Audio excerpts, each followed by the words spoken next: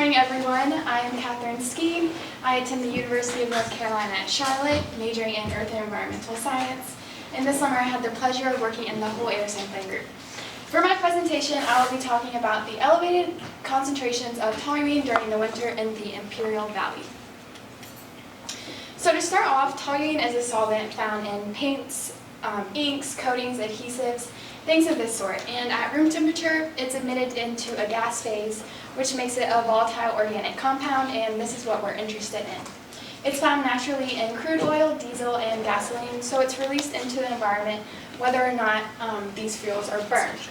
The production, transportation, and use of gasoline is the largest source of emissions in our environment.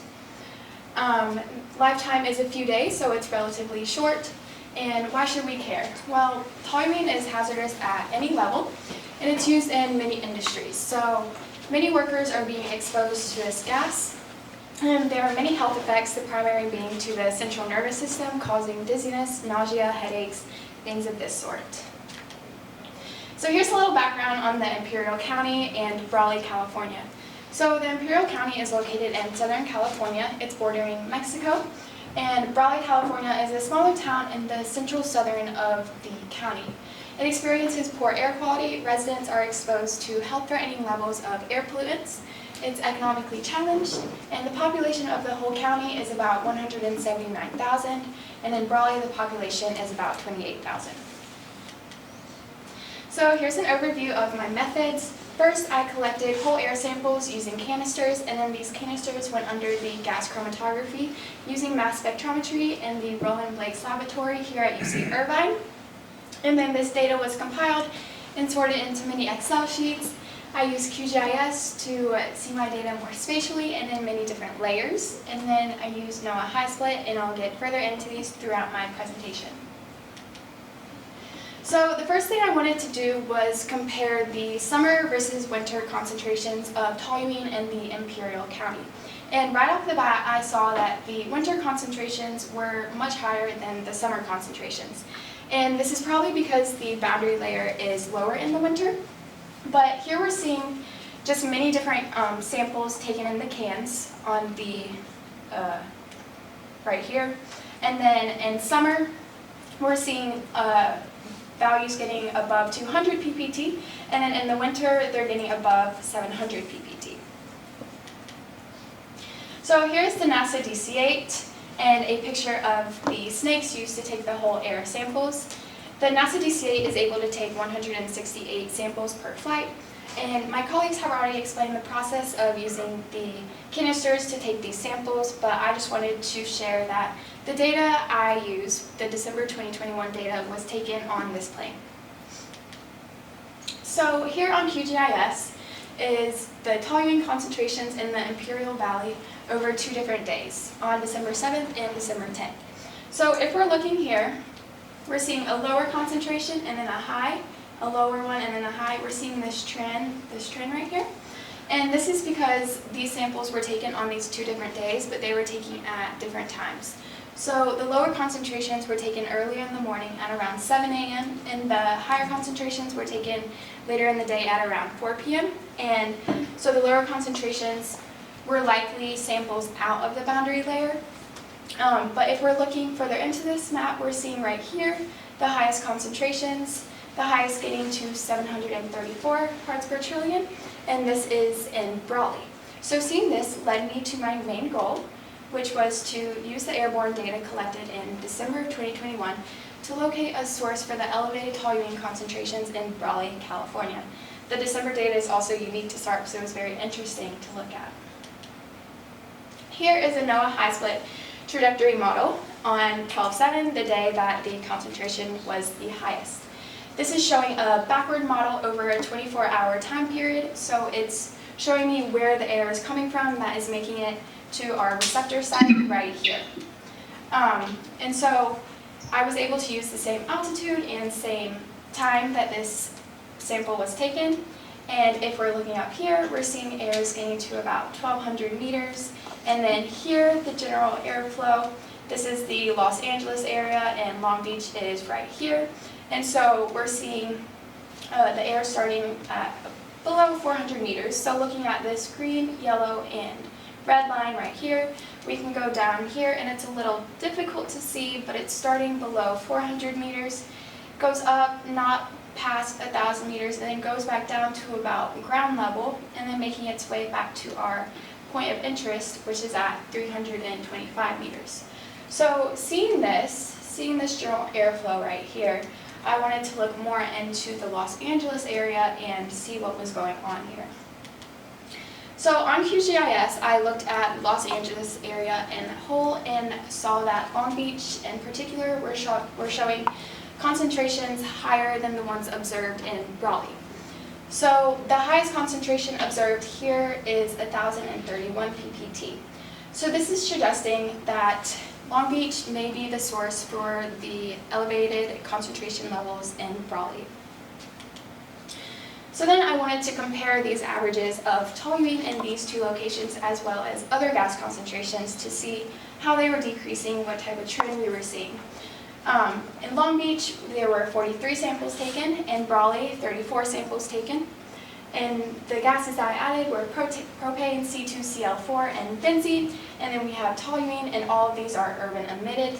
Also, all of these samples are boundary layer samples. I also have referenced average samples at the South Fork San Jacinto Wilderness, so you can understand what clean air might look like in California. So to start off, propane is found in liquefied petroleum gas, and in Long Beach the average is just under 3,000 ppt. In Raleigh the average is about 1,700, resulting in a 43% decrease. C2Cl4 is an industrial solvent. The average is 7.5 ppt. In Raleigh the average is 4.6, resulting in a 39% decrease. Benzene is in gasoline. The average in Long Beach is 137 parts per trillion, and then in Raleigh it's 76, resulting in a 45% decrease. And then toluene is in gasoline, and it's a solvent. And the average seen in Long Beach is 206, keeping in mind the highest concentration here was over 1,000. And then in Raleigh, the average is 172, keeping in mind the highest concentration here was over 700. Resulting in only a 17% decrease. So seeing that propane, C2Cl4, and benzene all decreased around 40% when they made its way to Raleigh, and then seeing that toluene only decreased by 17%, this leads me to believe that there is another source of toluene on the path from Long Beach to Raleigh. So to put this into illustration, we have Long Beach right here, and then we have Raleigh, and this is the NOAA high split model, the trajectory that it gave me.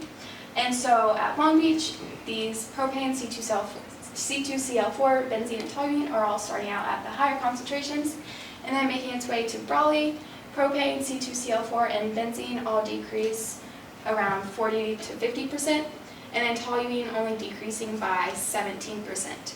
So this is suggesting that somewhere along this path here, there's another source of toluene contributing to these enhancements seen in Raleigh. And this would be great to do further research on to understand where it's coming from. So now I want to talk about the environmental justice part of this a little bit. Environmental justice is the fair treatment and involvement of all people in regards to environmental practices and policies. So no matter your race, income, socioeconomic status, we all have the right to clean air, clean water, etc.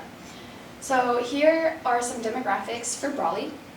And the race here is majority Hispanic, being 85%, and then 13% white. All others are non-white and non-Hispanic. The poverty rate here is about 24%, which is about double the rate of all of California. The average income in Raleigh is about $25,000, which is more than half the average income of all of California. So we're seeing that a little more affluent area is impacting a poor area. Raleigh is having to face head-on pollution that they are not responsible for, and this is unfair. So to summarize, we're seeing enhanced toluene concentrations in the winter, specifically in Raleigh. And the airflow from Long Beach to Brawley is suggesting that Long Beach emissions may be the source for Brawley, and there's likely a source of toluene in the path to Brawley, seeing that it only decreased around 17%. A low-income community is being affected by an emission source elsewhere, which is unfair. And some great next steps would be to analyze the highly concentrated area in Long Beach and pinpoint what the source is, what is going on that's causing these enhancements. We also see that enhanced levels are predominantly in Brawley. It's a random place to be seeing these because there's not much industrial activity and it's a lower population. So we could look at this exact latitude and longitude and see what is interesting here. Maybe the source of toluene is in Brawley. And we could also take ground samples during the winter and compare these to the flight data from my observations that the higher concentrations of toluene were taken at lower altitudes. And with that, I would like to acknowledge all these people on this list. Give a huge thanks to Dr. Don Blake and Katie Paradero. This project would not have been possible without them.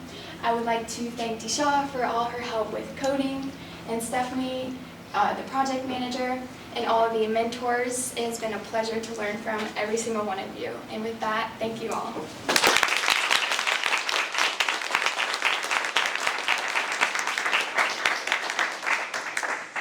Any questions? Yes? I'm curious if you know of any maybe more natural sources of toluene, such as geothermal emissions or anything like that, or is it strictly from industrial? The main sources that I saw were gasoline, crude oil, and diesel. There probably is, and then it's a solvent. Further research.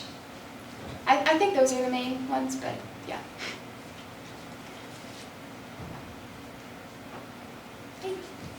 Do you think the lifetime of toluene could have impacted the lesser decrease of concentration going along your trajectory at all? It possibly could have, but I added those other gases to see that it was coming from the same area, and seeing that it didn't decrease as much. It could possibly be of a fewer or lower lifetime, but I'm thinking that there's another source. Yeah. Thank you. Yes? On that second point, I think in your future work, with like possible sources in Brawley, Yeah. kind of thinking back to Sean's project too, do you think that maybe there's like oil wells or something that's like leaking toluene, like naturally? There possibly could. I haven't looked into it, so that would be great to look more into. Yeah. First of all, quick presentation. Thank you.